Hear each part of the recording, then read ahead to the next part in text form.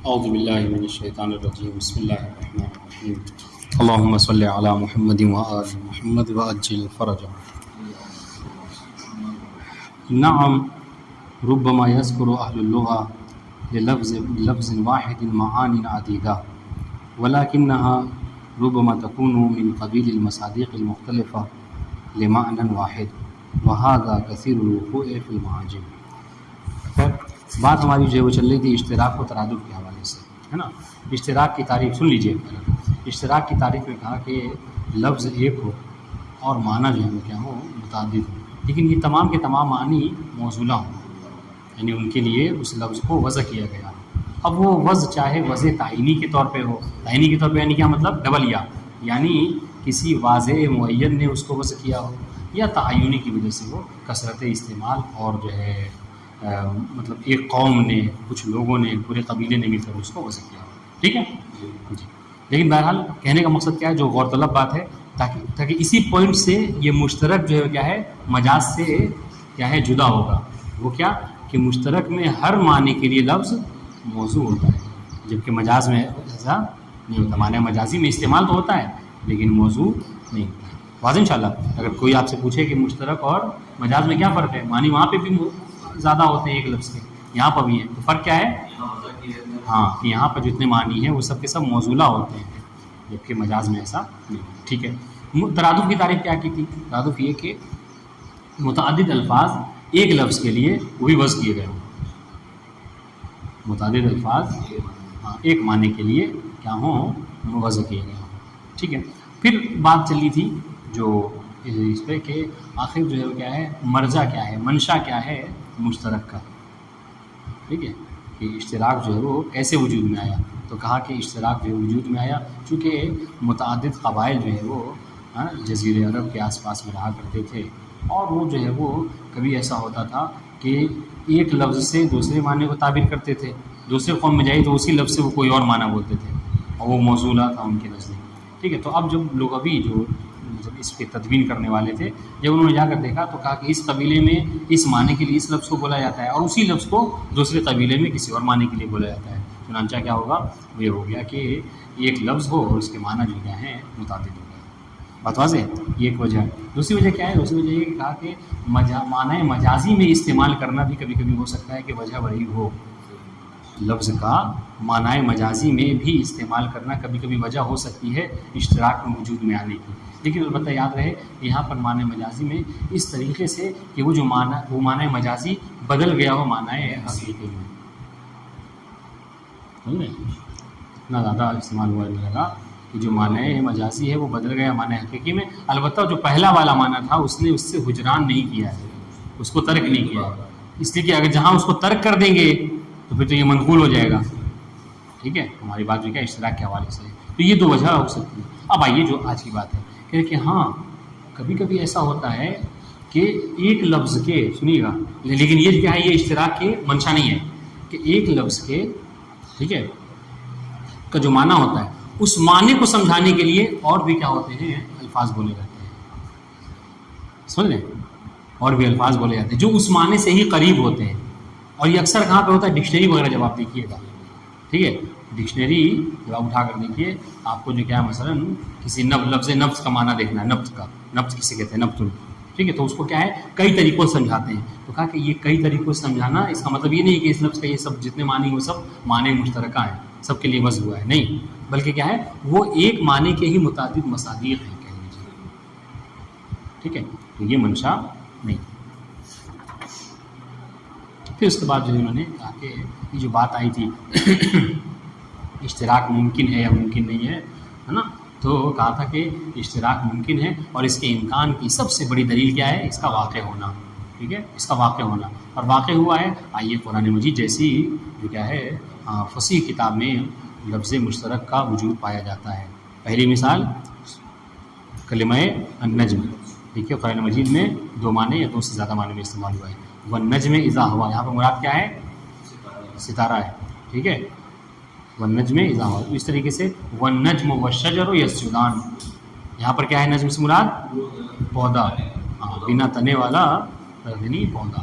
اور ان شاء اللہ دیکھیے ایک لفظ ہے اور اس کے کئی معنی ہیں، تو قرآن مجید میں موجود ہے. اس کا مطلب کیا ہے کہ اشتراک یہ مت کہیے کہ فقط ممکن ہے، بلکہ اشتراک واقعی بھی ہے. یہ مصنف کا نظریہ ہے. ٹھیک ہے. پھر اس کے بعد جو ہے وہ بات جو کہی تھی مشترک معنوی کسے کہتے ہیں. مشترک معنوی میں کیا ہوتا ہے کہ اب تک یہ تھا مشترک لفظی میں تو جو باتیں تھیں مشترک لفظی کی تھیں کہ لفظ ایک ہوتا ہے کئی معنی ہوتے ہیں. مشترک معنوی میں کیا ہوتا ہے کہ ایک لفظ کو ایک جامع کے لیے وضع کر دیا جاتا ہے.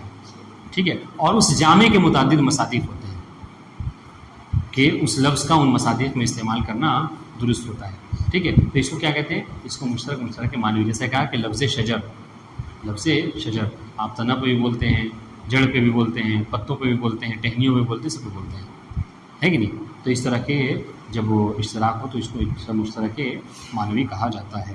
پھر اس کے بعد جو بہت دقیق بات تھی اور اب جو ہے وہ بھی آج اس کی تدبیر کریں انشاءاللہ، وہ کیا ہے؟ وہ یہ کہ دیکھیے اشتراک و مجاز میں تو فرق واضح ہو گیا کہ مجاز میں کیا ہوتا ہے، ہاں معنی مجازی میں وضع نہیں ہوتا، لفظ اس معنی کے لیے وضع نہیں ہوتا ہے، جبکہ اشتراک میں کیا ہے، لفظ ہر معنی کے لیے الگ الگ وضع ہوتا ہے. ٹھیک ہے. تو یہاں دیکھیے گا یعنی کہ اشتراک کو بھی، اور ان دونوں میں یعنی یکجہتی کیا ہے، اشتراک کیا ہے، اشتراک میں یہ ہے کہ دونوں میں قرینے کی ضرورت ہوتی ہے، دونوں محتاج قرینہ ہیں. مگر جو مجاز ہوتا ہے، مجاز کو قرینہ صارفہ و معینہ دونوں کی ضرورت ہوتی ہے، اور اشتراک فقط قرینہ معینہ کی اس کو ضرورت ہوتی ہے. کیوں؟ اب اس کا جواب جو ہے وہ کل مباحثہ کیا ہے تو دینا ہوگا. کیا ہے جواب؟ اشتراک کو کیوں معینہ کہتے ہیں؟ معینہ قرینہ کی ضرورت پڑتی ہے، اور مجاز کو صارفہ و معینہ دونوں کی ضرورت ہے. یہ کتاب میں نہیں ہے، کل بتایا تھا. کیوں؟ پھر سے سن لیجیے، لیکن یہ اس کو یاد رکھیے، بہت امپورٹنٹ بات ہے یہ. ٹھیک ہے. کہہ رہے مجاز کو قرینہ صارفہ کس قرینہ کہتے ہیں؟ کہہ رہے ایسا قرینہ کہ جو صرف کرنے والا ہو، موڑنے والا ہو. یعنی کیا مطلب؟ یعنی معنی حقیقی سے معنی مجازی کی طرف آپ کے ذہن کو موڑ دے. ٹھیک ہے. اور صرف موڑے نہیں، جب موڑے تو ہو سکتا ہے کہ کئی راستے آ جائیں، کئی معنی آ جائیں، تو یہاں پر موڑنے کے بعد یہ بھی بتا دے آپ کو کہ یہاں پر یہی والا معنی مراد ہے. اس لیے کہتے ہیں کہ مجاز کو قرینہ صارفہ ایسا قرینہ جو موڑ دے اس کی بھی ضرورت ہے اور معینہ کی بھی ضرورت ہے. لیکن مشترک میں چونکہ یہاں پر ہر معنی کے لیے وضع ہوتا ہے، وہ تو سب جتنے معنی وہ سب اس کے موضوع ہیں، لہذا یہاں پر آپ کو صارفہ کی ضرورت نہیں ہے کہ حقیقی سے مجازی کی طرف موڑے، نہیں، بلکہ آپ کو یہاں پر صرف معینہ کی ضرورت ہے کہ ہر معنی میں سے کون سا معنی مراد ہے. بس یہ سی بات ہے. دیکھیے نعم ربما یذکر اہل اللغہ للفظ واحد معانی عدیدہ. یہ نام سے استدراک کر رہے ہیں کس چیز کا؟ یہ جو بھی اوپر کہا تھا کہ اشتراک کی وجہ کبھی کبھی کیا ہے، قبیلوں کا استعمال بھی ہو سکتا ہے، اور اشتراک کی وجہ جو کیا ہے وہ مجاز. تو بتایا تو لفظ کا معنی ہے مجازی میں استعمال کرنا، ہاں کثرت کے ساتھ کہ حقیقت بدل جائے، یہ ہو سکتا ہے. اب اس سے استدراک کر رہے ہیں کہ کبھی یہ جو اہل لغت ذکر کرتے ہیں کیا یہ بھی گویا کہ وہ اشتراکی کو وجود دے رہے ہیں؟ کہا نہیں. نعم ربما یذکر اہل اللغہ، یہ جو اہل لغت ہیں، ڈکشنری لکھنے والے، لغت لکھنے والے، یہ کیا کرتے ہیں؟ کبھی کبھی ذکر کرتے ہیں ایک لفظ کے لیے، لفظ واحد کے لیے معانی عدیدہ، متعدد معنی کو. وَلَكِنَّهَا رُبَّمَا تَكُونُ مِن قَبِيلِ الْمَصَادِقِ الْمُخْتَلِفَةِ لِمَعْنٍ وَاحِدٍ. لیکن وہ جو معنی عدیدہ ہوتے ہیں، معنی مختلفہ ہوتے ہیں، وہ ایک ہی معنی کے متعدد مصادیق ہوتے ہیں. بس آپ کے ذہن کو سمجھانے کے لیے، قریب کرنے کے لیے عبارت بدلتے ہیں وہ. بات ان شاء اللہ. وَهَذَا كَثِيرُ الْوُقُوعِ فِي الْمَعَاجِمِ. اور یہ جو ہے کیا ہے، معاجم میں بہت زیادہ واقع ہے. آپ جا کر دیکھیے تو ایک لفظ کے کئی معنی جو ہے اس کو، یعنی کئی معنی نہیں، معنی ایک ہی ہوتا ہے، بس اس معنی کو، اس مفہوم کو سمجھانے کے لیے ان کے الفاظ جو کیا ہے بدلتے رہتے ہیں. تو یہ گویا کہ ایسا نہیں ہے کہ یہ مشترک کا وجود ہے، اس سے نہیں وجود میں ہے. کوئی اگر یہ کہے، وجہ بتائے تو یہ غلط ہے. ٹھیک ہے. چلیے اب آئیے بات جو کہتی کہ آیا مشترک واقع ہے یا واقع نہیں ہے. کہہ رہی جی مشترک جو واقع ہے ممکن ہے، اور اس بدیل کے قرآن مجید واقع ہے. وہ قد اشتمل القرآن و اللفظ مشترک. ٹھیک ہے. خود قرآن مجید بھی کیا مشتمل ہے کس کے اوپر؟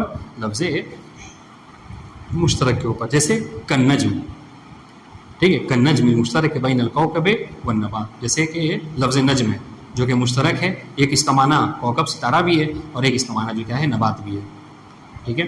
الذی لا ساق لہ، ایسا نوا، ایسا پودا، ٹھیک ہے، کہ جس کی ٹہنی نہیں ہوتی، ٹھیک ہے، جس کا تنا نہیں ہوتا. قال سبحانہ و تعالی والنجم اذا ہوا. یہ کہاں کس معنی میں استعمال ہوا ہے؟ کوكب کے معنی میں کہ کوكب جو وہ غروب ہوا، جو وہ نیچے کی طرف آیا. وقال سبحانہ وتعالی، دوسرے معنی سنیے، والنجم والشجر یسجدان، سورہ رحمان میں. ٹھیک ہے، ھذا کلہ فی المشترک المعنوی عفوا فی اللفظی. ٹھیک ہے، یہ جتنی باتیں تھیں ہماری، یہ اختلاف، ٹھیک ہے، یہ تعریف، یہ ساری باتیں کیا ہیں؟ مشترک لفظی کی تھی. ایک مشترک کی دوسری قسم میں ہو گیا مشترک معنوی. یہ کیا ہے؟ کہہ رہے فہو عبارہ عن وضع اللفظ لمعنى جامع یکون له مصادیق مختلفہ. ٹھیک ہے، کہ کیا ہو؟ مشترک معنی میں کیا ہے کہ لفظ کو وضع کیا جائے ایک ایسے معنی جامع کے لیے کہ اس معنی جامع کے متعدد مصادیق ہوں، کہ آپ لفظ کو جس مصداق میں چاہیے اس میں استعمال کر سکتے ہیں. ٹھیک ہے، جیسے کالشجر الذی لہ انواع کثیرہ، جیسا کہ لفظ شجر ہے کہ اس کے مختلف انواع ہیں، مختلف اقسام ہیں. بعد انشاءاللہ تنبیہ.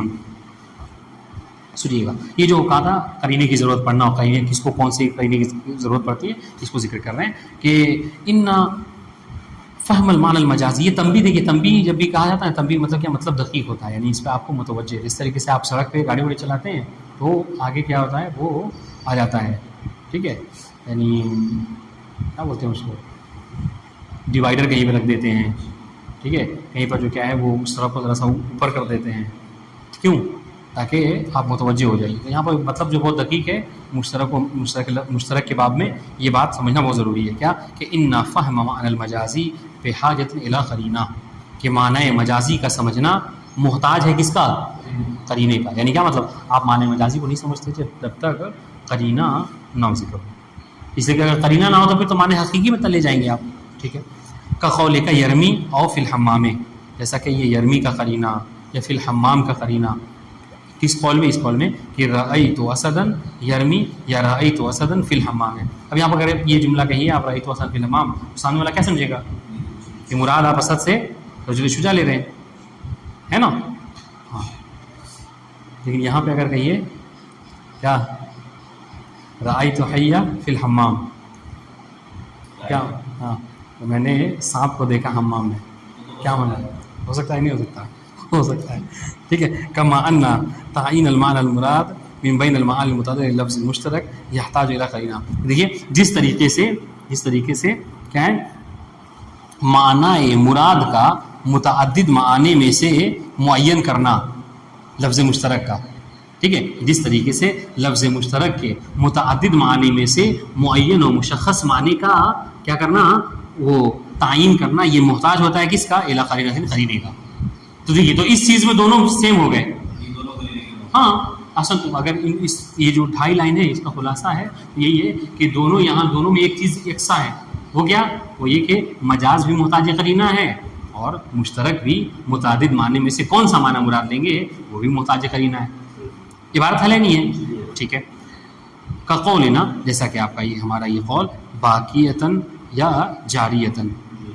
ٹھیک ہے، کیا فی جیسے اگر اس کو پڑھیے ترکیب کے ساتھ، ہاں اس میں کا قولنا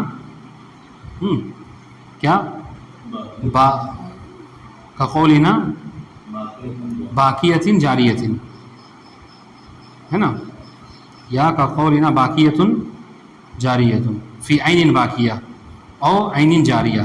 ٹھیک ہے، جیسے ہاں اگر اس کو کہیے ہم کیا کریں، رأیت عینا باقیتن، رأیت عینا جاریتن، اگر آپ یہ کہیے.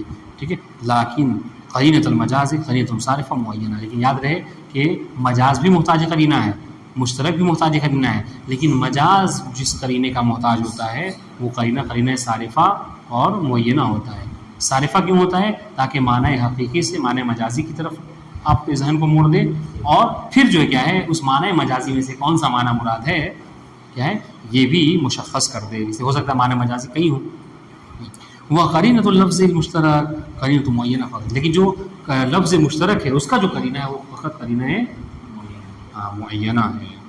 ٹھیک ہے، والاولی آیت المجازیہ دون الثانیہ. جو اولا ہے پہلا والا جو قرینہ ہے کون سا؟ قرینہ صارفہ. یہ آیت ہے، نشانی ہے، علامت ہے کس کی؟ مجاز کی. دون الثانیہ، لیکن جو قرینہ معینہ ہے ہاں یہ اس کی مجاز کی نشانی نہیں ہے. بات واضح انشاءاللہ. ٹھیک، یہ تو بہرحال اصل میں ہونا تو یہ چاہیے تھا کہ یہ بات ہم کل ہی پڑھ چکے ہوتے ہیں. ہاں ٹھیک. ٹھیک. اب آج کی بات آئیے الامر التاسع. ٹھیک ہے، نواں امر اس بات میں استعمال المشترک فی اکثر میں معنی. ٹھیک ہے کہ مشترک کا ایک سے زیادہ معنی میں استعمال کرنا جائز ہے یا نہیں ہے. ٹھیک ہے، یہ اصل دیکھیے اس سے پہلے 8ویں امر میں ہم نے کیا بحث کی؟ یہ بحث کی کہ آیا مشترک ممکن ہے یا ممکن نہیں ہے. اب یہ امر جو کیا ہے متفرع ہے. دیکھیے گا وہ یہ امر کیا ہے، کل ہم نے سمجھایا تھا آپ کو بہت اچھی سی سادی سی مثال دے کے کہ اگر آپ نے بچے کا ایڈمیشن لے لیا تب آپ بحث کریں گے کہ اس کو کون سی کلاس میں رکھا جائے، کون سے کمرے میں رکھا جائے. لیکن اگر بچے کو ایڈمیشن ہی نہیں لیا تو پھر یہ بحث کرنا ہی بیکار ہے، کون سی کلاس میں بیٹھے گا، کون سے کمرے میں رہے گا، ہے نہیں. تو یہاں پر بھی وہی بات ہے، کیا یہ جو امر تاسع ہے یہ متفرع ہے کس کا؟ امر ثامن کا. اگر امر ثامن میں آپ اشتراک کے امکان کے قائل ہو گئے تب یہاں پر 90 میں آپ بحث کریں گے کہ لفظ مشترک کا ایک سے دوسرے میں استعمال کرنا صحیح ہے یا نہیں. ٹھیک ہے، لیکن اگر آپ پہلے سے ہی محالیت کے قائل ہیں تو پھر یہ بحث کرنا ہی بیکار ہے. اب آئیے کہہ رہے کہ بعد اس کے کہ ہم نے اس بات کو ثابت کر دیا کیا کہ اشتراک ممکن ہے. اشتراک ممکن ہے. اب سوال کہ کیا لفظ مشترک کا ایک وقت میں ٹھیک ہے ایک سے زیادہ معنی کے لیے استعمال کرنا جائز ہے یا جائز نہیں ہے؟ ٹھیک ہے، یا جائز ہے جہاں مطلب یہ فقہی نہیں یعنی صحیح ہے یا صحیح نہیں ہے. جیسے اب سنیے بات، مطلب کیا؟ مطلب یہ کہ ایک لفظ مشترک بولیں آپ اور اس سے ایک وقت میں ٹھیک ہے دو یا دو سے زیادہ معنی مراد لے لیں. جیسے کہا رأیت عینن، اب یہاں پہ مراد سونا بھی دیکھا اور چاندی دونوں مراد لے لیں. یہ ایسا ہو سکتا ہے یا نہیں ہو سکتا؟ ٹھیک ہے، ایسا ہے ممکن ہے، ایسا ممکن نہیں ہے. کہ اس میں 4 اقوال ہیں. سن لیے بات واضح ہو گئی کہ جب ہم اس بات کے امکان کے قائل ہو گئے کہ مشترک ممکن ہے تو آئیے وقوع کے حوالے سے بات کریں کہ لفظ مشترک کا ٹھیک ہے ایک سے زیادہ معنی میں بیک وقت الگ الگ کہہ کے تو کوئی مشکل نہیں ہے کیونکہ سب اس سے معنی موزولہ ہیں، اس میں کوئی اختلاف ہی نہیں ہے. مسئلہ کیا ہے کہ ایک استعمال میں کیا ہے کئی معنی کا مراد لینا یہ صحیح ہے یا صحیح نہیں ہے. اختلاف ہے، 4 اقوال ہیں. سب سے پہلا قول ہے الجواز مطلقاً، کہ بھئی مطلقاً جائز ہے. یعنی کیا مطلب؟ یعنی لفظ مشترک کا کئی معنوں میں ایک وقت میں استعمال کرنا، سب کا معنی سب معنی کو مراد بھی لینا کہہ رہے جائز ہے. مطلقاً مطلب کیا ہے؟ مطلقاً چاہے مفرد ہو وہ لفظ یا مثنیٰ ہو یا جمع ہو. ٹھیک ہے، چاہے وہ لفظ کون سا لفظ؟ عین. ہاں ایک وقت ہوتا ہے، دیکھیے گا ایک وقت ہوتا ہے کوئی کہتا ہے کہ نہیں مفرد ہے تو استعمال کرنا صحیح نہیں. تو جب آپ کہتے ہیں رأی تو دیکھیے تو توجہ کیجیے گا یہ بات ہاں عبارت میں نہیں آئے گی، لیکن ہم آپ کو سمجھانا چاہ رہے ہیں کہ جو مفرد کہتے ہیں جائز، جو کہتے ہیں کہ مفرد ہے تو جائز نہیں ہے اور تثنیہ جمع ہے تو جائز ہے، تو وہ کیوں کہتے ہیں؟ سنیے گا یہ بات نہیں ملے گی. کیا کہہ رہے ہیں؟ اگر کہتے ہیں اگر مفرد ہے تو جائز نہیں ہے، آپ کہیں رأی تو عینن، بھائی عینن سے مراد یہاں پر کوئی ایک عین ہے، یا تو ذهب لے لیجئے یا فضہ لے لیجئے یا چشمہ لے لیجئے گھوٹا لے لیجئے، ہے نا. لیکن اگر آپ نے کہا رأیت عیونن، یہاں پہ جمع کر دیا، تو یہاں پر کم سے کم اس کا اطلاق کس پر ہے؟ 3 پر ہے. تو اب یہاں پر آپ کو وہ سامنے والا کہہ رہا کیا جو جائز کے وہ کہتے ہیں ہاں ایک عین سے مراد گویا کہ ذهب، ایک سے جو کیا ہے فضہ، اور ایک سے جو کیا ہے عین باصرہ، تینوں مراد لے سکتے ہیں. بات انشاءاللہ. تو یہ پہلا قول کیا تھا؟ پہلا قول یہ تھا کہ نہیں مطلقاً جائز ہے، چاہے وہ لفظ جو لفظ مشترک ہے مفرد ہو یا تثنیہ ہو جمع ہو، کوئی فرق نہیں پڑتا. ٹھیک ہے. اچھا اس کے مقابلے میں کیا ہے المنع و مطلقہ، انہوں نے کہا کہ نہیں چاہے وہ مطلق ہو یا جو ہے کیا ہے عفن، چاہے وہ مفرد ہو یا تثنیہ ہو یا جمع. ان کی وجہ سن لیجیے، کتاب میں نہیں ملے گی. یہ کیوں کہہ رہے ہیں کہ منع ہے مطلقاً؟ کہا اس لیے کہ ایک لفظ کے ایک وقت میں ایک ہی معنی ہوتے ہیں، لفظ واحد کا معنی واحد ہوتا ہے. واضح؟ ہاں. پھر آپ کا یہ کہنا کہ نہیں اگر تثنیہ اور جمع ہے تو جائز ہے، کہ نہیں تثنیہ سنیے گا یہ تفصیل سے ہی بات ہے. تثنیہ کیا ہے؟ تکرار مفرد کو کہتے ہیں تثنیہ. ایسا نہیں ہوتا کہ ایک دفعہ آپ نے کہا کہ رأی تو عینانے تو اور مراد لیجیے کہ میں نے سونا اور چاندی دونوں کو دیکھا. نہیں، رأی تو عینانے کا مطلب کیا ہے؟ یعنی رأی تو عینن و عینن، گویا کہ یہ ہے کہ نہیں. تو یہاں پہ ایسا نہیں ہے کہ ایک عین سے کوئی اور معنی مراد، ایک عین سے کوئی اور معنی مراد لے. اس لیے کہتے ہیں کہ نہیں چاہے مفرد ہو یا تثنیہ، ایک لفظ کا ایک ہی معنی ہوتا ہے، لہٰذا متعدد معنی کا مراد لینا ایک ہی وقت بولنے یہ جائز نہیں ہے. دوسری صورت. تیسری صورت سنیے گا، اور اس سے جو ہے کیا ہے وہ ہو جائے گی تائید ہو جائے گی کہ مطلقاً سے مراد کیا ہے نا. سنیے گا تیسری صورت کیا التفصیل بین المفرد وغیرہ، کہ وہ کیا ہے تفصیل کے قائل ہے. تفصیل کسے کہتے ہیں؟ نہیں وہ اجمال نہیں آتا. یہ تفصیل کیا ہے؟ تفصیل اس طریقے سے انہوں نے کیا تفصیل دینا یعنی فرق کرنا. ہاں التفصیل و یعنی یہ التفریق بین المفرد وغیرہ. ہاں یہاں پہ تفصیل وہ اجمال کے مقابلے میں نہیں ہے. التفصیل و بین مفرد وغیرہ یعنی کیا التفریق بین المفرد یعنی کیا مطلب یعنی وہ کہتے ہیں کہ اگر مفرد ہے تو جائز نہیں ہے. سنیے گا کیا کہتے ہیں, سنیے گا التفصیل بین المفرد وغیرہ, مفرد اور غیر مفرد کے درمیان میں تفصیل ہے, تفریق ہے. مطلب کیا ہے؟ مفرد ہے تو جائز نہیں ہے, مستثنیہ جمع ہے تو جائز ہے. وجہ کیا ہے؟ وہ جو ابھی بتائی تفصیل ہم نے. کیا تو تثنیہ ہے تو مطلب کہ دو کی مراد یا دو سے زیادہ مراد لے سکتے ہیں. واضح انشاءاللہ. ٹھیک ہے. چوتھا نظریہ کیا ہے؟ التفصیل بین الاثبات والنفی والتجویز فی الثانی, کہ ہم تفصیل کے قائل ہوں گے کس میں؟ اثبات و نفی میں. کیا مطلب؟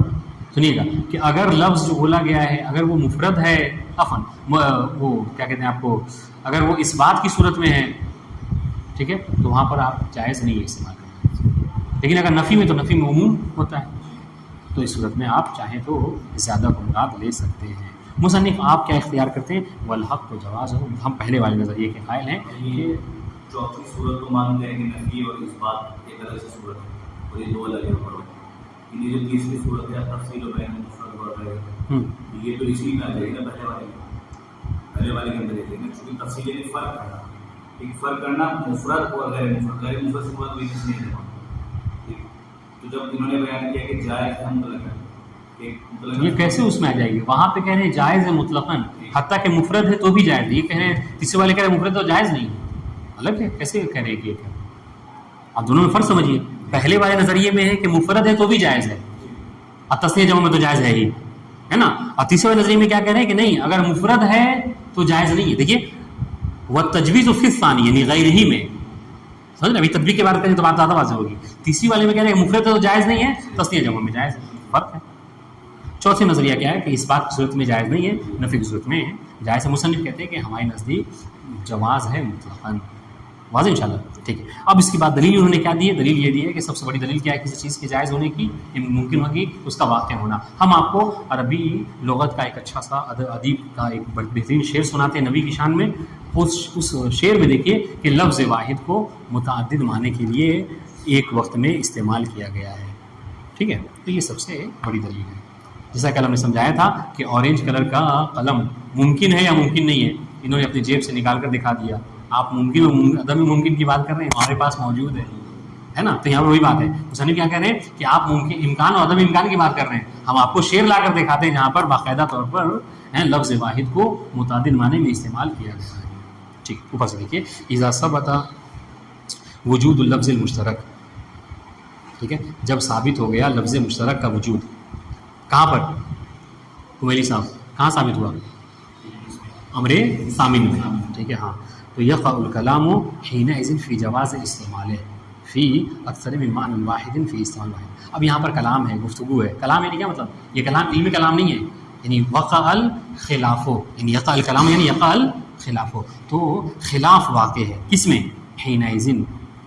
ہاں کہ جب وجود لفظ مشترک کو ہم نے تسلیم کر لیا تو اب یہاں پر اختلاف واقع ہے کس چیز میں؟ کہ استعمال واحد میں, فی جواز استعمال ہی, فی جواز لفظ استعمال لفظ مشترک, لفظ مشترک کے استعمال میں کے جائز ہونے میں, فی اکثر میں معنی واحد ایک سے زیادہ معنی میں, اور فی استعمال واحد استعمال واحد میں. لیکن اگر استعمال متعدد ہے تو پھر تو کوئی مشکل نہیں. آپ کہیے رأیت عیناً واشتریت عیناً, کوئی مشکل نہیں ہے. ایک والے معنی سے لے لیجئے کہ عیناً سے مراد کیا ہے, ہم نے کیا ہے آپ کو چشمہ دیکھا پانی کا, اور دوسرے والے اشتریتو تو میں نے کیا ہے سونا خریدا, کیا مشکل ہے. لیکن کیا مسئلہ استعمال واحد میں متعدد معنی کا مراد لینا. ٹھیک ہے. بے معنی سنیے گا یہ کیا مطلب کہنا چاہ رہے ہیں استعمال واحد میں متعدد معنی کا یہ وہ ہونا استعمال مراد لینا کہ بے معنی ان یکون کل من المعنیین مرادا باستقبال, یعنی معنی یہ ہو کہ لفظ ایک بولے ٹھیک ہے اور دو معنی مراد لیں, اور دونوں معنی آپ کے کیا ہوں وہ بیک وقت مراد بھی ہوں. ایک لفظ بول کر دو معنی آپ کے مستقل طور پر مراد بھی ہوں. رأیت عیناً کہہ کے آپ یہ مراد لیں کہ ہم نے سونا بھی دیکھا اور چاندی بھی دیکھا. ٹھیک ہے. کما اذا قال اشتریت العین, جیسے آپ نے کہا کہ میں نے عین خریدا. اب یہاں پر کیا ہے کہہ رہے ہیں واستعمل العین فی الذهب والفضہ, اور متکلم نے کیا کیا لفظ عین کو استعمال کیا ذهب اور فضہ میں. وہ گیا کیا کہنا چاہ رہا ہے کہ میں نے سونا بھی خریدا اور چاندی بھی خریدا. تو تو ایک عین بول کر دونوں کو مراد لیا استعمال واحد میں. فخرج ما اذا استعملوا في معنى جامع صادق على كل المعنيين. بس جب ہم نے یہ کہا نا تو وہ والا جو مشترک معنوی والی بات ہے کیا کہ لفظ کو ایک معنی جامع کے لیے بس کیا گیا اور آپ اسی میں استعمال کر کے سب کو مراد لے لیں. آپ نے کہا کہ رأیت شجرن، اب یہاں پہ شجرن سے مراد کیا ہے؟ میں نے کیا ہے مطلب کیا ہے وہ آم کا بھی درخت دیکھا، کھجور کا بھی درخت دیکھا، مراد لے سکتے ہیں کیونکہ سب اس کے مصادیق ہیں، ہے کہ نہیں؟ اگر ہم کہتے اس میں گفتگو نہیں ہے ہماری بات مشترک لفظی میں حوالے سے ہے نا. تو یہ والی بات جو ہے وہ یعنی مشترک معنوی والی فخرج ما اذا استعمله فی معنی جامع، یہ والی صورت جو ہے کہ جب وہ متکلم ٹھیک ہے لافظ کیا کرے استعمال کرے کس کو؟ اس لفظ کو فی معنی جامع، معنی جامع میں کہ صادق فی معنی جامع صادق علی کلا المعنیین، جو کہ کیا ہو صادق ہو دونوں کے دونوں معنی کے اوپر. کہ یہ والی صورت ہماری اس سے جائے وہ خارج ہے. ہاں یہ صادقون علی کل المعنی ہے. کما اذا استعمل العین ٹھیک ہے فی المسمى بالعین فان الذهب والفضة داخلان تحت هذا العنوان. جیسا کہ دیکھیے لفظ عین کو کیا استعمال کیا کس میں؟ مسمى عین میں. یعنی عین کیا ہے؟ عین کہ جس کا نام کیا ہو عین ہو، عین بما ہوا عین، اس کو استعمال کیا تو کہتے ہیں اگر یہ معنی ہے تو ذهب و فضة جو اس کے اندر داخل ہے اس عنوان میں ہے نہیں. یعنی عنوان عین کو اگر مراد لیجیے تو پھر کیا ہے اس کے اندر تو داخل ہے، مشکل نہیں ہے. فہذا النوع من الاستعمال لیس من قبیل استعمال مشترک فی اکثر المعنی. یہ جو استعمال ہے نا یہ مشترک معنوی کی فہرست میں چلا جائے گا، یہ مشترک لفظی نہیں رہے گا اور اس میں کوئی اختلاف نہیں ہے بلکہ اس کو سارے اصولی تسلیم کرتے ہیں. ہمارا مسئلہ کیا ہے؟ ہمارا مسئلہ مشترک لفظی میں ہے کہ لفظ ایک بولے اور اس سے کئی معنی جو کیا ہے مراد لیں، جامع کے لیے نہ. اذا علمت ذلك فاعلم، جب آپ اس بات کو جان چکے تو یہ بھی جان لیجئے کہ انہ اختلف فی جواز استماع لفظ فی اکثر من معنی واحد، کہ اختلاف ہے ٹھیک ہے، کلام ہے، گفتگو ہے، بحث و مباحثہ ہے اصولیوں کے درمیان کیا ہے لفظ واحد کا استعمال کرنا ایک سے زیادہ معنی میں. اور یہ اختلاف کیا ہے؟ علی اقوال اربعہ، 4 اقوال پر مشتمل ہے. یہاں تک کہ 4 اقوال ہو گئے ان کے درمیان میں. پہلا قول الجواز مطلقہ، پہلا قول کیا ہے کہ استعمال کرنا لفظ واحد کا اکثر میں معنی میں کیا ہے جائز ہے. مطلقاً کیا کہیں گے؟ سواء کانا مفردن او تثنیہ و جمع، سواء، اور پھر یہ بھی کہیے گا سواء کانا مثبتاً او منفیہ، دونوں کہیں گا ٹھیک ہے. تو یہ جواز ہے. دوسرا کیا المنع مطلقہ، دوسرا قول کہ نہیں منع ہے مطلقاً، استعمال نہیں کر سکتے چاہے وہ لفظ مفرد ہو یا تثنیہ و جمع ہو، چاہے وہ لفظ مثبت ہو یا نفی ہو. بات انشاءاللہ ٹھیک. تیسرا قول التفصیل بین المفرد وغیرہ، کہ التفصیل التفریق بین المفرد وغیرہ، کہ مفرد اور غیر مفرد کے درمیان میں کیا ہے فرق ہے. فرق کیا ہے کہ والتجویز فی الثانی، کہ پہلے والے میں مفرد میں ہم جواز کے قائل نہیں ہیں، منع کے قائل ہیں، اور ثانی میں، ثانی سے مراد غیر مفرد یعنی تثنیہ و جمع میں ہم جواز کرتے ہیں. تیسرا قول. چوتھا قول کیا ہے؟ التفصیل بین الاثبات والنفی، تفریق بین الاثبات ہے، ان اثبات اور نفی میں فرق ہے. کیا مطلب؟ کہ اثبات میں جائز نہیں ہے، منع ہے، والتجویز فی الثانی، اور نفی میں اصل ہاں چونکہ نفی میں بہرحال بات اہمیت ہوتی ہے نا. مصنف آپ کیا اختیار کرتے ہیں 4 اقوال میں سے؟ کرے والحق جوازہ مطلقہ، حق کیا ہے ٹھیک ہے، یعنی حق مراد کیا ہے؟ مطلب یہ حق وہ والا اللہ کی طرف سے نازل کیا وہ حق نہیں، بلکہ کیا حق سے مراد کیا ہے؟ مختار، کہ ہم نے جو اختیار کیا ہے ہماری تحقیق کے مطابق. حق یعنی کیا؟ مطابق للتحقیق کی ٹھیک ہے، میری تحقیق کے مطابق وہ کیا ہے کہ جوازہ مطلقہ، کہ جائز ہے مطلقاً. یعنی کیا مطلب؟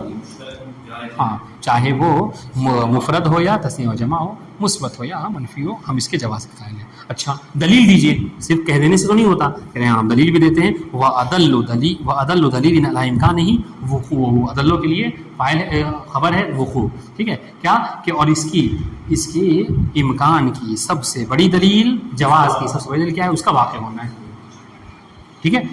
وَيَجِدُ الْمُتَتَبِّعُ، جو متتبع ہے، جو فحص و جستجو کرنے والا ہے نا، تلاش و کوشش کرنے والا ہے، وہ اس بات کو پائے گا کیا؟ فی کلمات الادباء، ادباء عرب کے کلمات میں، نمازجہ پڑھیں گے، نمازجہ من ھذا النوع فی الاستعمال، اس طرح کے استعمال کی کیا ہے نمازج، نمونے ٹھیک ہے.